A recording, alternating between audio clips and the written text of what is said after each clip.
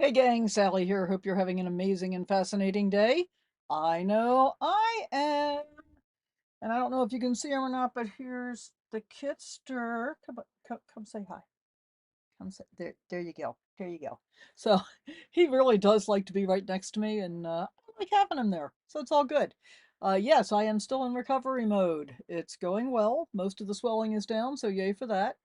My ankle's still pretty swollen and my ankle's very sore. The foot's doing much better overall though. But soft tissue injury takes a long time to heal, so it is what it is. That's not what I'm here to talk to you about today, though. I was having coffee with my friend Barb this morning, and we got to talking about refrigerators. And she was operating under a misconception that was provided to her by the salesperson that sold her our RV about when she should run on auto or not, and what happens when she runs on auto. She believes that her RV salesman told her that she should be on auto all the time because then when she's driving, her refrigerator will be running on electricity. Not true. So, we're going to talk about what the truth is and when you should use auto and when you shouldn't and what the ramifications are and all of those things coming up after we run the intro. And yes, this is kind of a beginner based video. But for those of you that are more experienced, please do leave your comments down below that might be helpful to other people that are maybe less experienced than you are. Thank you so much for watching. Thanks as always to my channel members. And if you want to become one, there's going to be a QR code on the screen here. You can, scan that and consider joining.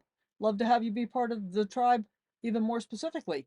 As always, leave a comment, give us a like, subscribe if you haven't. Although truthfully, the most important thing you can do is watch and share, because the reality is more of my videos are seen more often when you interact with the video itself as opposed to just subscribing.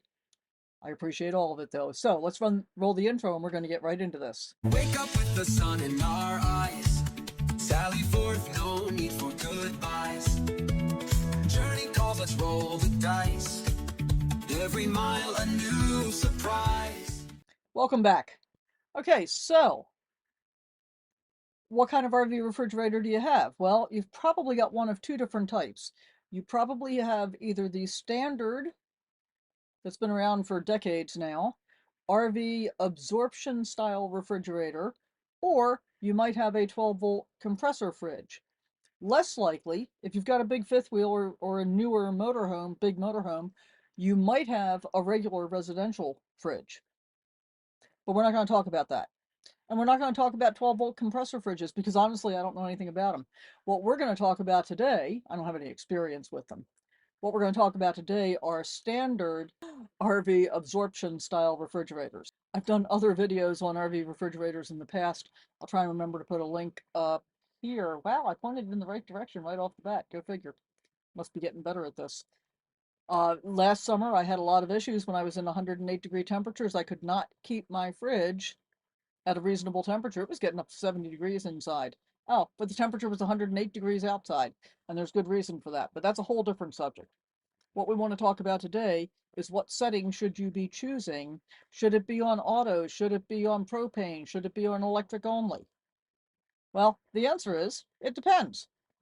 Now, most of the time, when you're buying an RV from a dealer, they'll tell you just put it on auto, and then it will automatically figure out whether you should be running on propane or electric.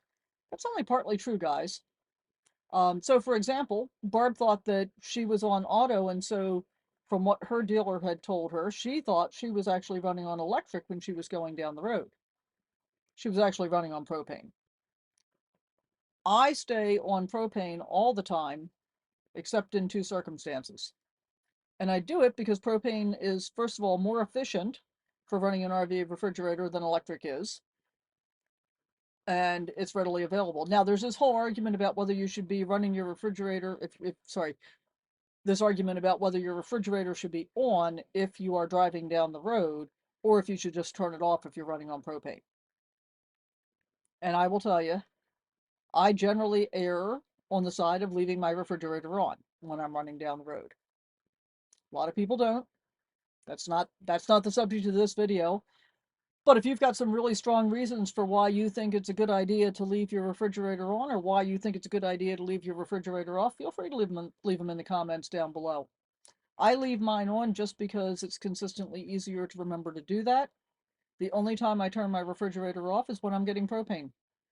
And then I'll turn the refrigerator off, get propane, walk back in, turn the refrigerator right back on, and drive away. That's what I do. And I generally leave my refrigerator on propane all the time. However, and I do it for a different reason than many people will do it. I have a big solar system, but in the wintertime, it's not that big because the sun is not that readily available. The sun's at a lower angle in the sky. So in general, I have enough solar power generated to do what I need to do. But if I were running my refrigerator on electric during the wintertime, then my solar generation would become marginal for my actual needs. So in the wintertime, I leave it on propane all the time when I'm boondocking. In the summertime, when the sun gets higher in the sky faster and you get more time for solar generation during the day, when I get up in the morning, I'll switch my refrigerator from propane to electric. And then I'll leave it on electric all day long. And when the sun starts to get a little bit lower in the sky late afternoon, then I'll switch it back to propane and run propane overnight. That way I'm not using nearly as much propane as I would otherwise be using. So that's what I do in the summertime. And again, I've got plenty of electric available to be able to do that between what I'm generating from my solar panels and what I'm storing as a result in my batteries. That works great in the summertime. As I said, it doesn't work so well in the wintertime. And then, of course, the other time that I switch to propane is on the rare occasion when I'm plugged in at an RV park or a campground that has electric power available.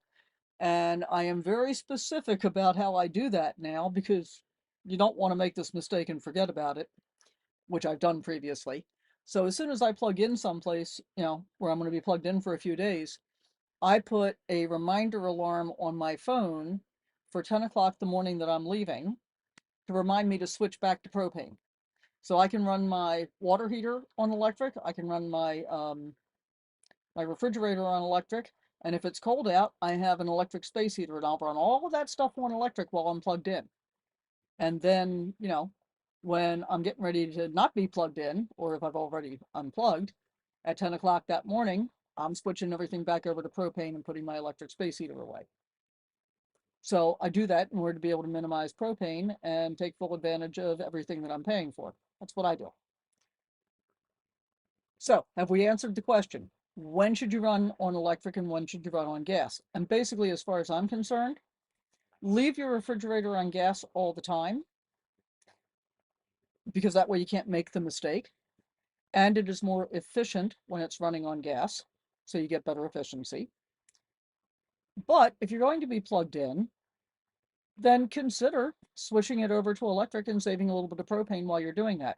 I will say what I've learned about refrigerators over time is if it's hot, if it's above like 85 to 90 degrees, we get up into that, temperature range, and especially if my refrigerator side of my rig is in the sun, I will leave it on propane because it runs more efficiently on propane and you end up with fewer issues as a result of that.